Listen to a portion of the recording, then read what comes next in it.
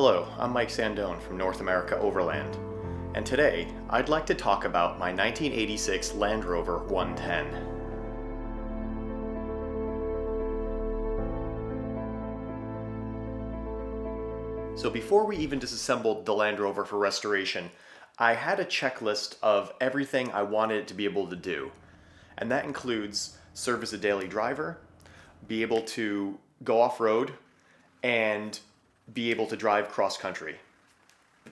So first of all, we tore the Land Rover down to the bare frame. The frame we had galvanized for rust prevention. Being here in the Northeast, there's a lot of salt on the road, and being a boxed frame, we wanted to make sure that this frame would last as long as possible. So the frame is also the original frame to the vehicle that has the VIN number stamped in it, and I wanted to preserve that. So we simply had the frame, the original frame, galvanized. So we began to put together a rolling chassis, and I started with the axles. The rear axle is a Salisbury, basically the equivalent of a Dana 60. And the Salisbury got rear disc brake conversion and a Detroit locker. The front differential was rebuilt with a LTrack limited slip differential. And this is a 24 spline differential, unlike the original 10 spline. So what I did was I used some Ashcroft axles that are specially made to mate the old style heavy duty 1-ton CV joints to the 24 spline differential. These two components never originally mated in a Land Rover, but this gives you the best of both worlds. The 24 spline differential and the bigger 1-ton CV joints that came only on the earlier Land Rovers with 10 spline differentials. It was also converted to vented disc brakes, which uses vented rotors instead of the solid rotors that the early Defenders came with stock. So from there we added genuine Land Rover heavy-duty springs. We used Old Man Emu shocks, and we added genuine Land Rover rubber spring isolators to the springs just to give a little bit of isolation between the springs and the frame, since there are no rubber bushings isolating the body from the frame. So we also replaced all the rubber bushings with genuine Land Rover rubber bushings. These last much longer than any of the aftermarket or even the polyurethane bushings. So we assembled the axles and the suspension to the galvanized frame, and next we dropped in the drivetrain. So for an engine, I chose the Land Rover 300 TDI. This is a really simple, reliable turbo diesel. It doesn't have a computer. It uses a Bosch injection pump and Bosch injectors, and only requires one wire to the fuel cutoff solenoid on the injection pump to run. So it's a very simple design, very robust design. So for this project, I installed a rebuilt 300 TDI. And from there, I installed all new ancillaries. This includes the power steering pump, the alternator, the water pump, the serpentine belt tensioner, and that way all the ancillaries were new. So for the transmission, I went with an Ashcroft rebuilt R380. And Ashcroft rebuilds these R380s with slightly larger bearings, so that improves the durability of the R380 over the stock original unit that would have come with a 300 TDI. The transfer case was also rebuilt by Ashcroft, and it's an LT230 with a 1.4:1 ratio, which is the stock ratio that would have come with a 300 TDI. The only upgrade to the transfer case was an Ashcroft heavy-duty cross pin that eliminates the two-piece cross pin, which is a weak point on the LT230. So while we were assembling the rolling chassis, the body was being painted. Now, I added a bunch of new body panels to this project. We used new style Land Rover Defender doors. These doors have a galvanized skin on a galvanized frame, unlike the original doors that have an aluminum skin on a steel frame. That causes electrolytic corrosion between the two dissimilar metals. With the new doors, since it's a galvanized skin on a galvanized frame, there's no electrolytic corrosion going on between the two metals, so they last a lot longer than the original doors. I also had to add a new seat box to make way for the R380 because the original LT77 that came with the truck is positioned further back than the R380, so that meant I needed to use a new seat box and also modify the floor panels to fit with the R380. I added new outer fender skins, and I actually added a newer roof without the ribs that the early roofs have, a smooth roof. And I needed to add this smooth roof to be able to fit to the external roll cage. So I chose to paint the body panels in North America Overland Tan. Now this is my own color, but it's very similar to the Land Rover color called Libyan Sand Matte. North America Overland Tan is a matte paint and it resists scratches much better than a gloss paint job.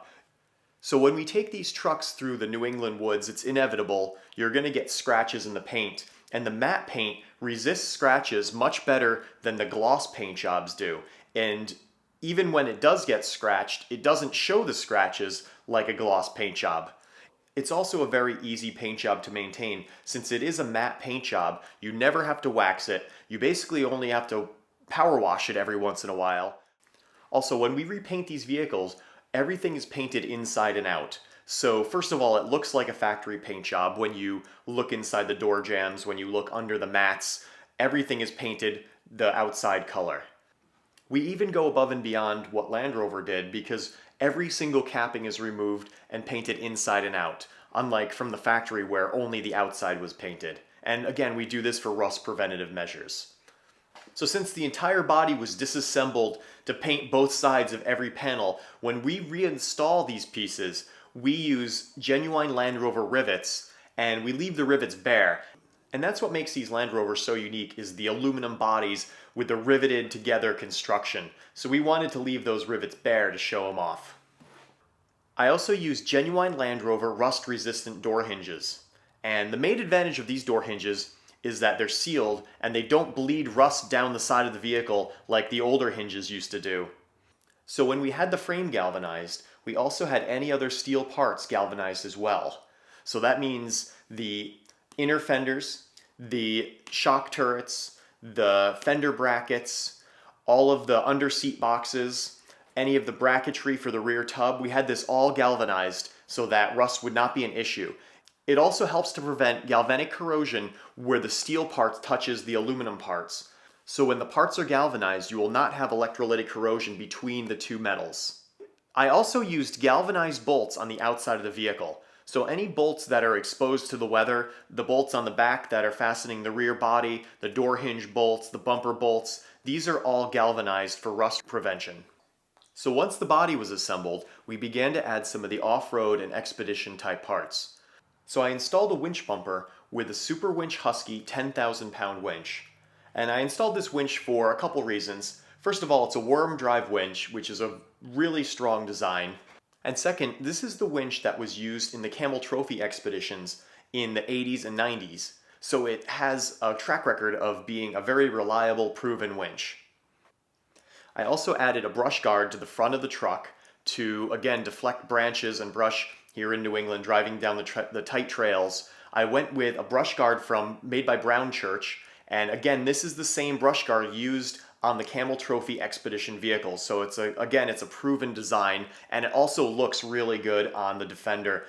I think this is probably the best looking brush guard out there. It really complements the look of the Land Rover. So I also added a skid plate from Mantech that protects the front steering.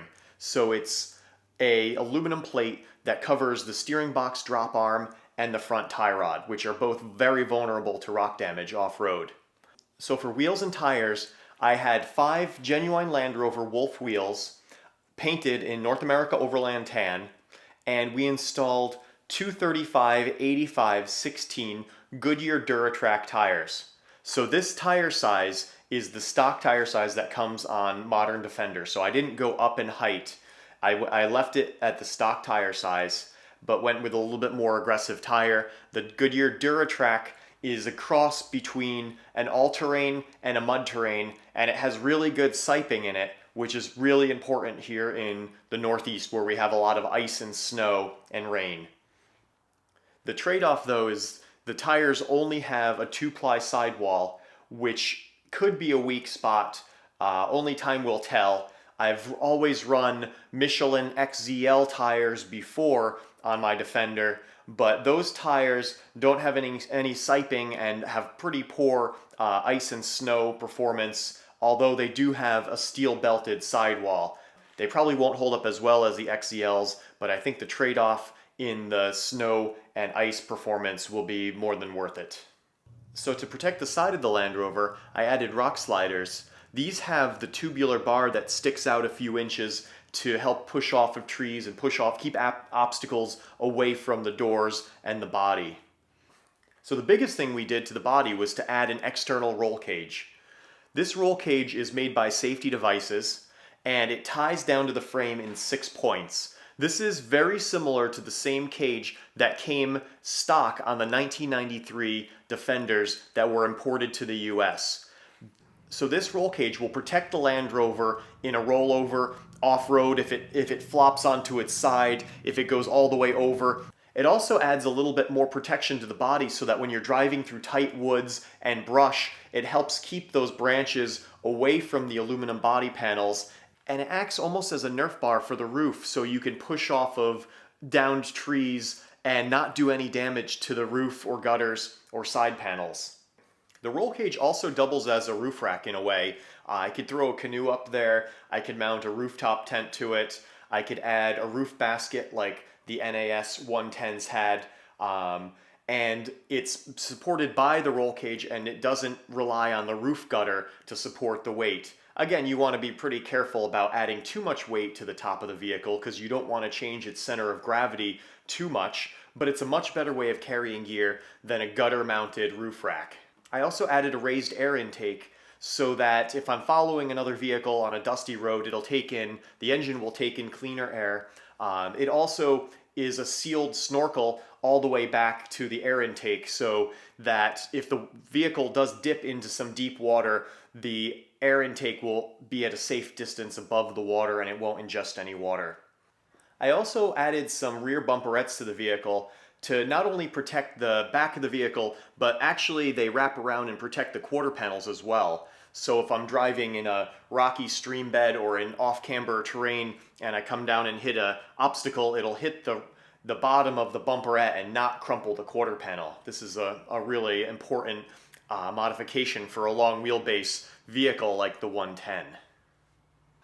Another modification I made was dual batteries. So this uses a galvanized steel dual battery tray that goes in the battery box, and it accepts 2 Odyssey 950 cold cranking amp batteries. And what I did was I toggled them together with a Blue Sea system switch. So it's just a manual switch. I can toggle the 2 batteries together. I can select battery 1, battery 2, or I can turn the batteries completely off. So the reason I added the dual batteries was redundancy. If a battery fails, you won't be able to start the vehicle. So having a second battery just adds some peace of mind that if one battery fails, you're still going to be able to start the engine. I also added a heavy-duty gas tank skid plate. And there's been a lot of times in the past when I came down and a rock happened to come up right under the gas tank, and this will prevent the gas tank from being crushed in. The factory skid plate isn't really strong enough to do that. So this is a heavy-duty skid plate that's galvanized that will protect the gas tank from those unexpected obstacles. I also added a Tuffy center console between the seats. This is a steel center console that adds a lockable space for valuables. It also adds a slot for the radio, and it also doubles as a really nice armrest. It's just at the perfect position for resting your elbow when you're driving the Land Rover. In the Tuffy center console, there's 2 Blue Sea Systems 12-volt outlets. One is live all the time, and the other one is live with the key. I also added VDO gauges, and these gauges are much more accurate than the original gauges. They have better backlighting, they're the same size as the stock gauges, and they look pretty original in the dash. In addition to the gauges that the truck came with stock, I also added a voltage gauge, an oil pressure gauge, and an exhaust gas temperature gauge. So even though this engine is stock, I still wanted to have an exhaust gas temperature gauge. And this is related more to highway driving or driving where the vehicle is under a sustained load. You want to make sure that your exhaust gas temperature does not exceed 1200 degrees. You want to be on the safe side around 1000 degrees. So when you're going up mountain passes in Colorado and you're pulling long hills or there's a headwind, you want to make sure that you're not pushing the truck to the point where the exhaust gas temperature is getting too hot. It just adds a little bit of peace of mind that you're not going to do any damage to the engine. I added genuine Land Rover heated seats. And these are the newer style seats that have the taller backs. They're a little bit more comfortable for taller drivers. And they have cloth upholstery, which is much nicer in hotter weather and colder weather than the vinyl seats. To gain a little bit more legroom, I added a bulkhead removal bar. And this is specific to two-door Land Rovers, both 90s and 110s. There is a bulkhead behind the seats that limits the rearward travel of the seats. If you cut out that bulkhead and add this reinforcement bar, you can move the seat back another inch or so. It gives you a little bit more legroom for taller drivers. I also added LED lights, and that includes the headlights, which are made by Truck Light. These are much brighter than any of the stock headlights or any of the Hella headlights. They do have kind of a more of a bluish light, and they do have a very distinct headlight pattern, but they are a big improvement over the older style lights. I added LED turn signals, brake lights, and parking lights. The main advantage of the LED lights over the stock lights is that the LED lights are sealed, whereas the stock lights use a foam gasket, and water always makes its way into the stock lights. It's inevitable, and then it corrodes the contacts for the bulb. So the LED lights allow it to be a sealed system and would probably last a lot longer than any of the original lights. In the back of the Rover, I have some front runner boxes that contain my recovery kit, my tool kit, my spare parts kit, and another box that has my air compressor and jumper cables and other miscellaneous tools. So that is the kit that I keep in the truck all the time. So to secure those boxes, I added some LTrack in the back of the truck, and this gives me the option of positioning the tie-down rings anywhere I want. I had the original style tie-down rings before, but they always seem to be in the wrong place. So with this LTrack, you can position it exactly where you need to tie down any type of boxes or fridge or any sort of camping gear you need to in the truck at any time. I also installed my 60-inch HiLift Jack in the back of the truck, and this keeps it out of the weather, and it keeps it off the outside of the truck where it could get stolen, and it has some really nice strong mounts that it sits down in, and a couple pins. You pull the pins and you can pull it right out. Really easy to access. Also, there's a 5-pound fire extinguisher mounted under the passenger side of the vehicle within easy reach of the driver or the passenger. So I'm really happy with the finished product. The truck drives great. It drives just like a stock Land Rover. It gets relatively good fuel economy. It does excellent off-road with the rear locker and the front limited slip differential. I've taken a few trips in the truck already. I've taken a couple trips up to Canada. I've taken a trip out to Utah. The truck did really well on both of these trips with no mechanical issues. I drove cross-country great. It got 21 miles per gallon. And I'm going to be taking the truck on a few trips in the future as well. I'm going to take a couple trips up to Canada again this summer, up to Labrador. We're going to be hauling some canoes and retracing the Mina Hubbard expedition, which was the first canoe traverse across Labrador in the early 1900s. I'm going to be doing some local trips, driving through the New England woods, tracking down abandoned mines, abandoned copper mines from the mid to late 1800s to produce a video series called Mines and Mysteries. And we're going to be using the truck as a daily driver and a shop truck here around the shop at North America Overland to pick up parts, to drop parts off. It really is a truck that can do everything. I think it's really a great package of parts. It's not too much, it's not too over the top. It doesn't draw too much attention. It's not a bright color. It doesn't have huge tires that stick out. Everything's very subtle on the truck, so it kind of blends in, but it still has all the gear that you need to do pretty much any type of off-roading or any type of trip in. In my opinion, this is the perfect combination of parts. It's not too heavy. We didn't add too much weight to the truck. We didn't modify the engine. We didn't make the truck too tall or change the center of gravity. It does everything really well. It's just a very well-rounded truck, and I'm really happy with it.